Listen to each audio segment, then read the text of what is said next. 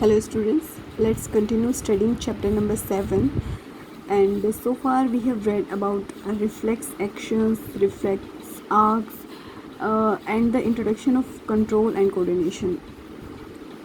तो हमने ये जाना है अभी तक कि कंट्रोल एंड कोऑर्डिनेशन ये जो होता है B it in plants and animals, तो ये सब कंट्रोल होता है ब्रेन से. ठीक है, अभी हम पढ़ रहे हैं नर्वस सिस्टम के बारे में. अभी हम स्टडी कर रहे हैं एनिमल्स के अंदर. ठीक है, तो देखो जो ये नर्वस सिस्टम होता है इसके 2 पार्ट्स होते हैं, central nervous system and peripheral nervous system. ठीक है, जो सेंट्रल नर्वस सिस्टम है इसके भी 2 पार्ट्स हैं, स्पाइनल कॉर्ड एंड ब्रेन. जो पेरिफेरल नर्वस सिस्टम है इसके भी 2 पार्ट्स हैं, ऑटोनोमिक एंड वॉलंटरी. ठीक है, ऑटोनोमिक मतलब ऐसी एक्शंस जिसके ऊपर हमारा कोई कंट्रोल नहीं होता है. फॉर एग्ज़ाम्पल रेस्पिरेशन है, हार्ट बीट जो हो रहा है वो है. ठीक है, वोमिटिंग है, हमारी पलकें झपकना, ये सारे कैसे एक्शंस हैं इनके ऊपर हमारा कोई कंट्रोल नहीं है. ठीक है, ये लगातार जो है होती रहती हैं. तो ये एक्शंस वॉलंटरी जो हम कंट्रोल कर सकते हैं. फॉर एग्ज़ाम्पल अभी मैं बोल रही हूँ एंड इफ़ आई वॉन्ट मैं बोलना बंद कर सकती हूँ. ठीक है, तो it is in my control. So these type of actions are known as voluntary actions. And ये सिस्टम ऐसे होता है, autonomic nervous system and voluntary nervous system. ठीक है, फिर ऑटोनोमिक के भी आगे 2 पार्ट्स है, सिम्पैथेटिक एंड पैरासिम्पैथेटिक. ये आपके 11th में आएगा. अभी फ़िलहाल आप जस्ट ये हम ये पढ़ेंगे कि जो ह्यूमन ब्रेन है वो एग्जैक्टली कहाँ किस पोजीशन में आता है हमारे नर्वस सिस्टम के. सो ये सेंट्रल नर्वस सिस्टम का पार्ट है अलोंग विथ स्पाइनल कॉर्ड. ठीक है, सो ह्यूमन ब्रेन के बारे में अभी जानने वाले हैं. अभी तक हमने ये तो पता कर ही लिया कि किस तरीके से, चाहे वो कोई वॉलंटरी एक्शंस हो, तो किस तरीके से जो मैसेजेस हैं वो नर्व सेल से होते हुए, सेंसरी न्यूरॉन से होते हुए हमारे ब्रेन तक जाते हैं एंड ब्रेन उसको इंटरप्रिटेट करता है एंड फिर मोटर न्यूरॉन्स के ज़रिए वो रिस्पॉन्स सेंड करता है. सो अभी हम इसके बारे में थोड़ा और डिटेल के अंदर जानते हैं. देखो कुछ इंपॉर्टेंट लाइंस हैं यहाँ पर. The communication between the central nervous system and the other parts of the body is facilitated by the peripheral nervous system. मतलब कि जो कम्युनिकेशन हो रहा है, जो हमारा सेंट्रल नर्वस सिस्टम है, सेंट्रल नर्वस सिस्टम का मतलब क्या है, ब्रेन और स्पाइनल कॉर्ड, तो उसके बीच में और हमारी पूरी बॉडी के पार्ट्स के बीच में जो कम्युनिकेशन हो रहा है वो किसकी वजह से हो रहा है, पेरिफेरल नर्वस सिस्टम की वजह से. ठीक है, इसके अंदर क्या होता है, क्रैनियल नर्व्स होती हैं जो कि हमारी ब्रेन के, जो हमारा ब्रेन होता है इसके सामने वाले पार्ट्स की तरफ से अराइज होती हैं, और दूसरी होती है स्पाइनल नर्व्स. ठीक है, जो कहाँ से अराइज होती हैं, स्पाइनल कॉर्ड की वजह से. सो जो पूरी बॉडी और जो हमारा सेंट्रल नर्वस सिस्टम है इसके बीच इन दोनों को जोड़ने का काम कौन कर रहा है, पेरिफेरल नर्वस सिस्टम. ठीक है, इसके अंदर 2 टाइप ऑफ नर्व्स हो गई हैं. सो अभी हम ब्रेन के बारे में और डिटेल में जानते हैं कि है कि एग्जैक्टली यहाँ पे. तो देखो इसके 3 पार्ट्स होते हैं. वो ब्रेन को समझने के लिए हम इसको 3 हिस्सों में डिवाइड किया है, fore brain, mid brain and hind brain. ठीक है, हर एक पार्ट का अलग अलग रोल होता है. अगर हम फोर ब्रेन की बात करें तो ये होता है बेसिकली थिंकिंग पार्ट, जो हम सोचते हैं, लॉजिकल जो थिंकिंग होती है, एनालिटिकल थिंकिंग जो होती है, all these are the functioning of fore brain. It has regions which receive sensory impulses from various receptors. ठीक है, चाहे जो भी रिसेप्टर्स हैं, आपने लास्ट क्लास में पढ़ा है कि कितने टाइप ऑफ रिसेप्टर्स होते हैं. तो जितने भी रिसेप्टर्स हैं वो सब जो है इसके अंदर ऐसे रीजन्स होते हैं जो कि सेंसरी इम्पल्सेस लेते हैं इन सारे रिसेप्टर से. Separate areas of the forebrain are specialised for hearing, smell, sight and so on. ये आपको याद रखनी है कि अलग अलग एरिया होते हैं फोर ब्रेन के जो कि स्पेशलाइज्ड होते हैं. जैसे हियरिंग वाला अलग से होगा, स्मेल का अलग से होगा, साइट का अलग से होगा एंड सोन. और इसके अंदर ऑलरेडी कुछ इन्फॉर्मेशन भी स्टोर होती है. फॉर एग्जांपल अगर हमने बिल्कुल फर्स्ट टाइम करेला खाया, ठीक है, तो हमें पता चला कि it is bitter in taste, तो ये इन्फॉर्मेशन जो है हमारे ब्रेन के अंदर स्टोर हो जाती है, फोर ब्रेन के अंदर स्टोर हो जाती है कि करेला is bitter, gourd is bitter in taste. ठीक है, तो इस तरीके से जो भी हमारे एक्सपीरियंसेस होते जाते हैं वो सारी इन्फॉर्मेशन है वो स्टोर होती जाती है. जैसे कि एक बच्चा होता है, अगर वो आके, उसे नहीं पता होता है स्टार्टिंग में कि आग है वो हीट देती है और वो डेंजरस हो सकती है हमारे लिए। So the first time a child approaches to fire, उसे पता चलता है कि इसके अंदर काफ़ी ज़्यादा हीट है और मुझे इससे दूर रहना चाहिए, तो तब वो इन्फॉर्मेशन स्टोर हुई थी, ठीक है, वो अभी तक चली। तो इस तरीके से number of information is stored in the fore brain, ये सब चलता रहता है। देखो इसके बारे में और हम जानते हैं, हम फिगर से समझते हैं इसका जो हर एक जो पार्ट है, लाइक फोर ब्रेन है। देखो ये ये वाला जो पार्ट है that is known as fore brain, ठीक है। इसके अंदर क्या है, सेरिब्रम है।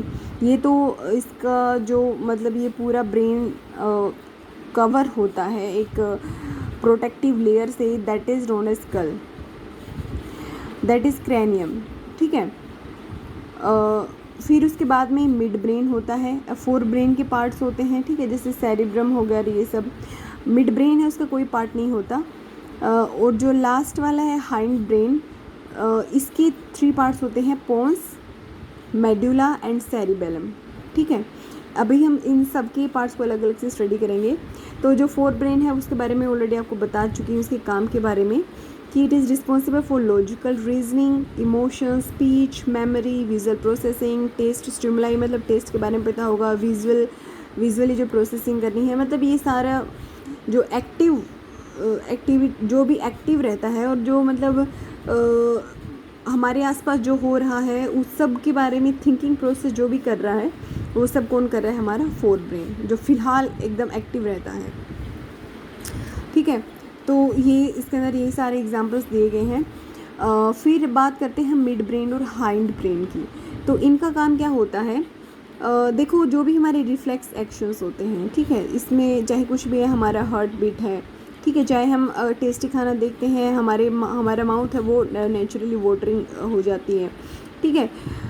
ऐसी चाहे कितने भी एग्जांपल आप ले सकते हो, ब्रीदिंग है, तो ये सारे जितने भी रिफ्लेक्सेस हैं, जैसे प्यूपिल का साइज़ चेंज होना, आप क्या खुद कंट्रोल कर सकते हो प्यूपिल के साइज़ को? जब आप लाइट में जाते हो प्यूपिल का साइज़ जो है वो डिक्रीज़ हो जाता है। जब आप किसी अपनी पसंदीदा चीज़ को देखते हो प्यूपिल का साइज़ इंक्रीज़ हो जाता है। तो ये जो चीज़ें हैं, ये जो मैंने आपको बताया भी था यहाँ पर, जो इनवॉल्ट्री नर्व सिस्टम होता है, हमारा नर्वस सिस्टम होता है, या जिसे कि हम ऑटोनोमिक नर्वस सिस्टम भी बोलते हैं, तो ये सारा कंट्रोल होता है मिड ब्रेन और हाइंड ब्रेन से, ठीक है। फिर हम अच्छा इसके अंदर और बताई गई है, जैसे कि हमारा ब्लड प्रेशर है, सेलिवेशन है, वोमिटिंग है, ये सब जो है ये सब कौन कंट्रोल करता है, हाइंड ब्रेन का मेडुला वाला पोर्शन। देखो हाइंड ब्रेन के भी 3 पार्ट्स है, पोन्स, मेडुला एंड सेरिबेलम। तो देखो पोन्स का काम क्या होता है, it release signals from hind brain to fore brain, मतलब हाइंड ब्रेन से फोर ब्रेन में सिग्नल ट्रांसपोर्टेशन होता है। मेडुला का काम क्या होता है, इन्वॉल्ट्री एक्शंस को कंट्रोल करना, जो रिफ्लेक्स एक्शंस होती हैं उनको कंट्रोल करता है। और सेरिबेलम का काम क्या होता है, बैलेंसिंग का। फॉर एग्जांपल आप अभी बैठे हुए हो, ठीक है, तो योर बॉडी इज़ बैलेंस्ड, तो ये कौन कर रहा है, ये सेरिबेलम कर रहा है, ठीक है। इसके अलावा और एग्जांपल देख सकते हैं, जैसे कोई भी पोस्चर को मेंटेन करना, योगा पोस्चर जो होते हैं उसके अंदर बैलेंसिंग का वो रहता है। उसके अलावा भी नॉर्मल जो बैलेंसिंग है, जैसे कि साइकिल चलाते हुए, अभी बैठते हुए, उठते हुए आप गिर नहीं जाते हो, ठीक है। तो ये सब कौन करता है, बैलेंसिंग का काम सेरिबेलम करता है। तो आपको ये तीनों जो पार्ट्स है ब्रेन के, और तीनों के अलग अलग पार्ट्स हैं, सबके जो वर्किंग है वो आपको पता होनी चाहिए, ठीक है। How are this tissues protected, ये टिश्यूज़ कैसे प्रोटेक्ट होते हैं, ये मतलब पूरा जो हमारा ब्रेन है, इतनी डेलिकेट चीज़ें हैं, तो ये सारा कैसे प्रोटेक्टेड होता है, ये सब का सब जो है एक बोनी बॉक्स के अंदर प्रोटेक्टेड रहता है, ठीक है। और इस बोनी बॉक्स के अंदर क्या होता है, the brain is contained in A fluid filled balloon, ठीक है। एक फ्लूइड होता है और एक जैसे कि एक बलून है, उसके अंदर एक फ्लूइड डाल दिया गया और उसके अंदर ब्रेन को रख दिया गया है। तो क्या होता है, ऐसा करने से क्या होता है कि शॉक एब्जॉर्प्शन है ना, वो हो जाता है। आपने फिजिक्स के अंदर पढ़ा होगा F=m/a, तो वहाँ पर आपने पढ़ा था कि क्यों जो ग्लास के आइटम्स हैं उनको, उनके बाहर जो है हम मतलब पेपर, न्यूज़पेपर से या फिर वो जो बबल वाले पेपर आते हैं उनसे हम उनको कवर करते हैं बाहर। तो ऐसे क्यों होता है? F = m/a। मास आप चेंज नहीं कर सकते but you can change the acceleration. तो वही सेम चीज़ यहाँ पर है कि फ्लूइड फिल्ड बलून होता है, ताकि अगर कोई भी मैकेनिकल शॉक अगर उसको लगता है तो वो जो है वो उसको टोलरेट कर सके, ठीक है। If you run your hand down the middle of your back, अगर आप अपनी बैक की मिडल के अंदर अगर अपने हैंड से आप टच करें, so you will feel a hard bumpy structure, ठीक है। आप देखते हैं आपका हार्ड बम्पी स्ट्रक्चर होता है। ये क्या होता है? This is the vertebral column, जिसे कि हम बैकबोन भी बोलते हैं, जो कि पूरा अपने स्पाइनल कॉर्ड को क्या करता है? प्रोटेक्ट करने का काम करता है, ठीक है। So next is how does the nervous tissue cause action. ये नर्वस टिश्यू जो होता है वो किस एक्शन कैसे होता है? मतलब हमने ब्रेन ने ये मोटर नर्व्स के ज़रिए जो है ये मैसेज तो दे दिया कि आप तुरंत हाथ हटाओ, तो ये हाथ हटना ये होता कैसे है? देखो ये क्या होती हैं, जो मसल्स होती हैं ना ये कंट्रोल होती हैं, ठीक है। इनका जो मूवमेंट है वो कंट्रोल हो जाता है। कैसे? अगर वो शॉर्टन हो जाए, ठीक है, उनकी शेप के अंदर कोई चेंज आ जाए। और वो शेप के अंदर चेंज कैसे आता है? वो आता है सेलुलर कंपोनेंट्स की केमिस्ट्री की वजह से। मतलब सेलुलर कंपोनेंट्स आपस में किस तरीके से एडजस्ट कर रहे हैं, किस तरीके से उनका कोऑर्डिनेशन है, उसकी वजह से। जैसे muscle cells have special protein, उनके अंदर स्पेशल प्रोटीन होता है that change both the shape and the arrangement in the cell, ठीक है। वो अपनी शेप भी चेंज कर सकते हैं, अरेंजमेंट भी चेंज कर सकते हैं सेल के अंदर in response to nervous electrical impulses, ठीक है। So when this happens, new arrangements of this protein give the muscle cells a shorter form. बस इसी की वजह से शॉर्टर फॉर्म आ जाती है, ठीक है। आपने पढ़ा भी है मसल टिश्यू के बारे में 9th में कि exactly how do they work. So now we are on this questions, हम ये क्वेश्चंस करेंगे। So what is the difference between reflex action and walking? इसमें क्या डिफरेंस है? आप सभी आंसर कर सकते हो। रिफ्लेक्स एक्शन जो होता है वो क्या होता है? ऑटोनोमिक नर्वस सिस्टम से लिंक होता है इसके ऊपर हमारा कोई कंट्रोल नहीं है, ठीक है। इनवॉलेंट्री एक्शन है ये, जबकि वॉकिंग है वो एक वॉलेंट्री एक्शन है जिसको कौन कंट्रोल करता है? हमारा फोर ब्रेन कंट्रोल करता है। रिफ्लेक्स एक्शन को कौन कंट्रोल करता है? हमारा मेडुला ऑफ हाइंड ब्रेन, ठीक है। सो ये डिफरेंसेस हैं इनके अंदर। What happens at the synapse between two neuron, जो दो न्यूरॉन होती है उसके अंदर जो साइनेप होता है उसका क्या रोल होता है? साइनेप का क्या रोल होता है? तो देखो साइनेप क्या होता है? साइनेप एक माइक्रोस्कोपिक गैप होता है बिटवीन टू न्यूरॉन्स, ठीक है। ये जो नर्व सेल होते हैं उसके बीच का गैप होता है, और वो ये जो गैप है यही गैप क्या प्रोवाइड करता है? ये गैप ही कनेक्शन प्रोवाइड करता है, ये गैप ही जंक्शन प्रोवाइड करता है between one neuron to the another. देखो आपने ये पढ़ा था कि सेंसेशन होती है डेंड्राइट से, फिर सेल बॉडी के अंदर जाती हुई electric impulse axon chemical form में होती है, यहाँ पर एक्सोन से होते फिर नर्व एंडिंग तक जाती है। फिर इलेक्ट्रिक इम्पल्स ही है जो कि साइनेप्स के ज़रिए कहाँ जाती है? नेक्स्ट, और ये जो है फिर नेक्स्ट डेंड्राइट से होते हुए फिर next to next nerve cells के अंदर ये पहुंचती जाती है, ठीक है। Which part of the brain maintains posture and equilibrium of the body? कौन करता है? ये बताया था आपको, सेरिबेलम करता है पूरा बैलेंसिंग का काम।